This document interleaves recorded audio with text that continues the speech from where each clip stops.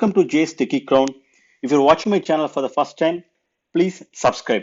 Come, let's get into the video. In this video, we are going to discuss in detail about the process of filing an H4 extension. We are going to discuss in detail about how to fill Form I-539 and I-539A. Along with that, we are going to discuss about what are all the supporting documents required for both I-539A and I-539, and also the filing address along with the check amount and payable to. Come, let's get into the video. Once you plan to start your I-539A application or I-539, then you can go to the USCIS portal and then you can go to the forms and download documents. There you can find form I-539, which is for the primary dependent, and for each child you can form I-539A. Also you can see instructions page. You can download all these three documents. So once you download all the three documents, then start filling the first application, which is form I-539. So once you download the form I-539, then the first thing you need to check here is the date. This shows it is valid till 11/30/2021. So always make sure you have the most recent form I-539 and I-539A. Let's start filling the application. So the first thing would be part 1. So under part 1, you can mention the family name and given name as mentioned in the passport. It should be the name of the dependent or the spouse. The family name should be mentioned as given in the passport. If it has middle name, then you can enter the middle name. If not, then you can go ahead with the part 2 and part 3. So you can ignore them and go to 4, US mailing address. You can mention your US mailing address. Rajesh, you can mention Rhode Island, and then you can go to section 5, which is US physical address, which is the same.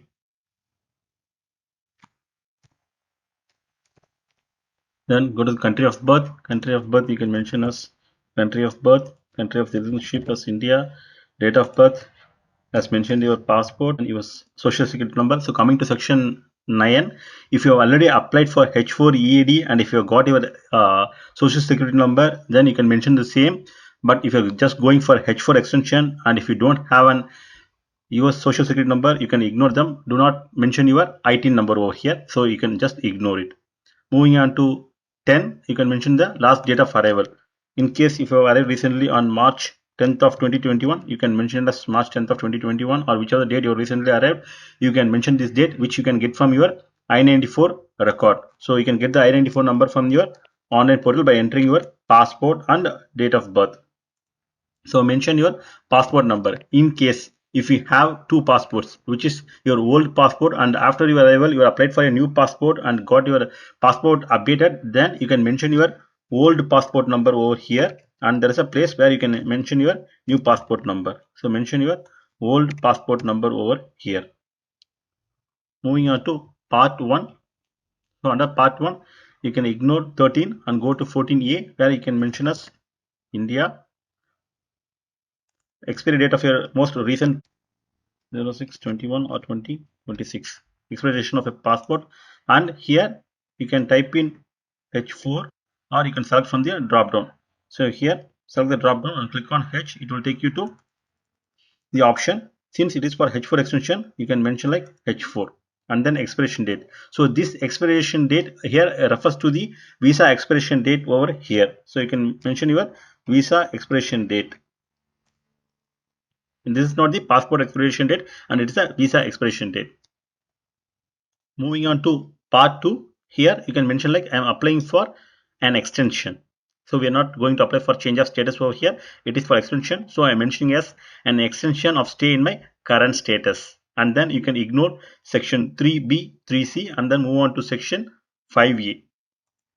In case if you are applying only for yourself, you can go ahead with section 4. In case if you are going to apply for along with your kids, then you can uncheck 4 and then go with 5E. Members of my family are filling this application along with me. In case if you are applying for yourself and for your child, you can mention it as 2. In case if you are applying for 2 childs along with you, then you can mention the count as 3. Moving on to part 3. So under part 3, you can go to section 2A. Is this application based on an extension or change of status already granted to your spouse, child, or parent? In case if your husband has already applied for H1 and got his H1B approved, then you can mention as yes. In case if you're going to apply along with the H1B petition, then you can mention as no. Moving on to section 2B. If you answer yes to section 1, then you can give the USCIS receipt number.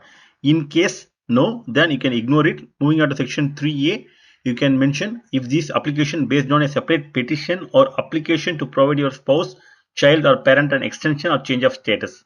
Yes. Filed previously and pending with US. In case if H1B petition is already filed with USCIS and if the petitioner has got the receipt number, then you can click on this option. In case if you are going to file along with the H1B petition, then you can click on no. Moving on to section 3A. Is this application based on a separate petition or application to provide your spouse, child, or parent an extension or change of status? So here, in case if you are going to file concurrently with the H1 petition, then you can mention as yes. In case if you have already filed H1 and got the receipt number, and if you are going to file separately after the H1, then you can mention like yes, filed previously and pending with USCIS, and then you can mention the petition number. In case if the H1 is already petition filed, then you can go ahead and mention the petition number. So whatever the petition or the receipt number, sorry, you can mention the receipt number over here. Moving on to the section 4 here, you can mention the first and last name of the petitioner and the date filed. You can mention the date on which your H1B is filed with USCIS. If it is filed on 4th of 4/25 of April, then you can mention the same. So this means that H1 is already filed and then you are filing the H4 separately. Here you are mentioning the details of your H1 petition. And then moving on to part 4, additional information, provide your current passport. So in case if you have your old passport, we already mentioned the old passport number in the previous section over here. Yeah, we have mentioned the old passport number here. So here is a place where you have to mention the new passport number. So you can mention the new passport number in case if you have got the new passport recently. Country of issuance of passport, you can mention expiration date, the new expiration date, you can mention the new expiration date. Moving on to the physical address abroad. So here you can mention your Indian address. So whichever the address you have, the Indian address, you can mention the Indian address. So you can mention the city and then the province, which is nothing but the state.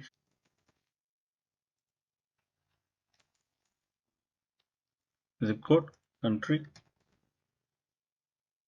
Moving on to section 4. So in most of the cases, all the sections will be no under part 4.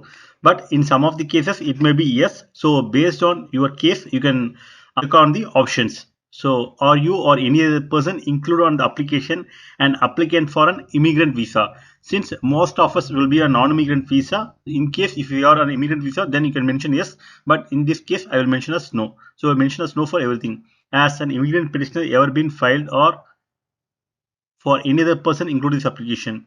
No. Whether it's in case of form 485.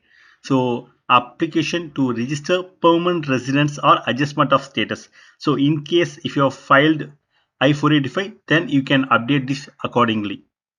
So in this case, it will be no. But in case you have been filed by you or by any other person including this application. So in case if you have filed form I-485, then you can update this as yes. Have you or any other person included in this application ever been arrested? Acts involving torture or genocide, no. Killing any other person. So all these options will be no. Limiting or denying any person's ability to exercise religious beliefs. Have any other person including the application assisted participant in military unit? So mostly it will be no for all the sections except for the first 4 sections. So regarding your form I-485, or if you are an immigrant visa petitioner, so you can mention this information.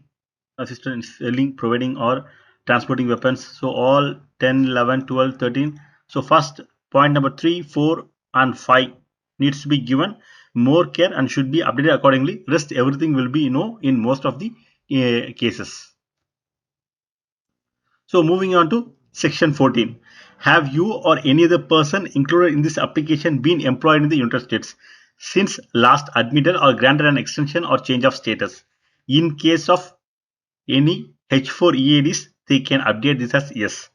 In case if you got H4 EAD, you should mention as yes because you might have employed recently. In case if you are employed, then you can update this as yes. In case if you don't have the H4 EAD status, or if you're not employed, then you can mention as no. Are you or any other person included in this application currently, or have you ever been on a J1 exchange visitor visa? So in this case, if you are on a J1 exchange visitor visa, update as yes, otherwise you can mention as no. It will be no in most of the cases. Moving on to section 5. So under section 5, you can go to section 1A. I can read and understand English. Yes, you can mention 1A checkbox, and then you can ignore rest everything. Moving on to section 3 here, applicants contact information. You can enter the contact information of the H4 applicant's mobile number. You can ignore it if it is going to be the same. If it's going to be different, you can enter the applicant's mobile number. Then email ID, you can enter the email ID. Moving on to the next part. I understand that yes. So here is the most important section. You have to mention the date over here. So type the current date. So whichever the date you are planning to submit the application, enter the current date, and then make sure you should take the printout of this and then sign over 6A. It's very important. If you send this application without signing, then your application will be rejected. So make sure you enter the date and then take the printout and sign it. Then moving on to the next section, part 6. So under part 6, no need to fill anything. You can just ignore it. It is for interpreters or contact information or contact information declaration signature of the person preparing this application. This is in case if an attorney is preparing for you. But if you're going to prepare by yourself, then you can ignore this page 5. And similarly, you can ignore the next page, page 7A and 7B. It's contact information of the preparer. So you can ignore all this page 6 as well. And moving on to page 8. Moving on to part 8. So part 8 needs to be filled in case of H4 EADs. So if you go to the section 4 in page 3, so you can see here, yes. Have you or any other person including this application been employed in the United States? Here it has been mentioned no. In case if you are mentioned as yes. If you answer no in item number 14, please fully describe how you are supporting yourself with the additional information. If you answer as yes to item number 14, fully describe employment in part A. So in either case, if you mention no or yes, you need to mention the information. So, let me go to section 8 now. So in case of section 8, mention the family name and first name, and here you have to go and mention your employer details in case if you are currently working as an H4 EAD. So here you can mention like hi, your name employed with XXX, and the address of your employer, and monthly or bi-weekly or weekly income, and mention the details of previously approved H4 EAD. You can mention this in case if you have mentioned yes under section 3. In number 3, section 4, point number 14. So you have to mention this detail, and at the additional information page. In case if you have selected this as no, then you can go here and mention I. Mostly it can be generic, like they are asking how do you support yourself. You can say that is this much,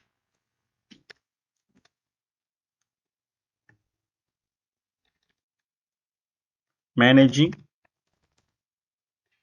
or you can mention I am staying with my husband. So you can just give a small description about how you are supporting yourself with a few lines, but this will be sufficient. So you have to mention accordingly based on what you are selected in the section 4 and page number 3 at point 14. You fill this information. So once you filled in your application, review the entire application. So the few things that you need to check once you fill the form 539 is make sure it is a latest petition or latest document by checking the expiry date over here, and make sure you filled in all the information, and then add the additional information under page 7. So take the printout of this application. So once filled, and then sign under 6A. Come, let's move on to form I-539A. So this is the form I-539A. You can see form I-539. So make sure this is also a latest document. So it shows 11/30/2021.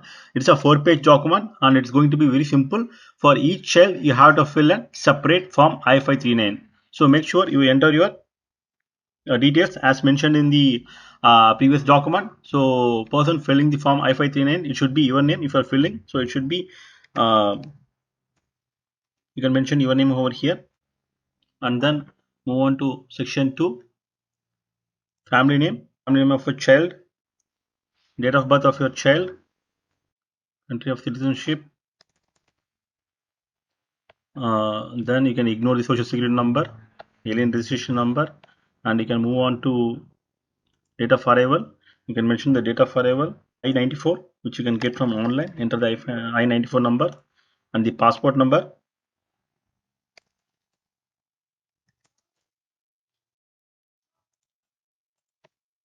Mention the passport number.